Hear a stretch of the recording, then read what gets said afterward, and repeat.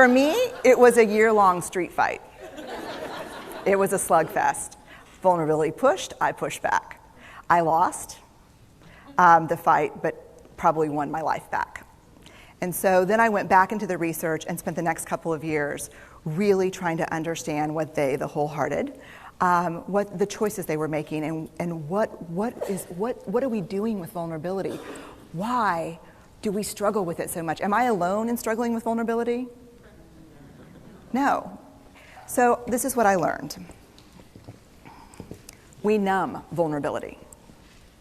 When we're waiting for the call, it was funny, I sent something out on Twitter and on Facebook that says, how would you define vulnerability? What makes you feel vulnerable? And within an hour and a half, I had 150 responses. Because I wanted to know, what's out there. Having to ask my husband for help because I'm sick and we're newly married. Initiating sex with my husband. Initiating sex with my wife. Being turned down. Asking someone out. Waiting for the doctor to call back. Getting laid off. Laying off people. This is the world we live in. We live in a vulnerable world. And one of the ways we deal with it is we numb vulnerability. And I think there's evidence. And it's not the only reason this evidence exists, but I think that it's a huge cause. We are the most in debt, obese, addicted, and medicated adult cohort in U.S. history. The problem is, and I learned this from the research, that you cannot selectively numb emotion. You can't say, here's the bad stuff.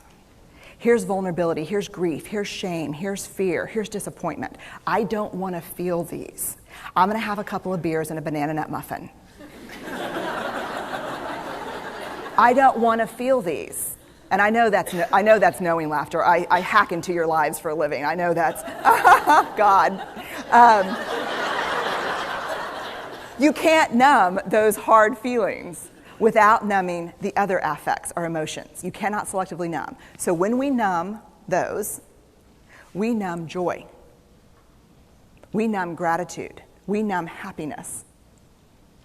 And then we are miserable and we are looking for purpose and meaning.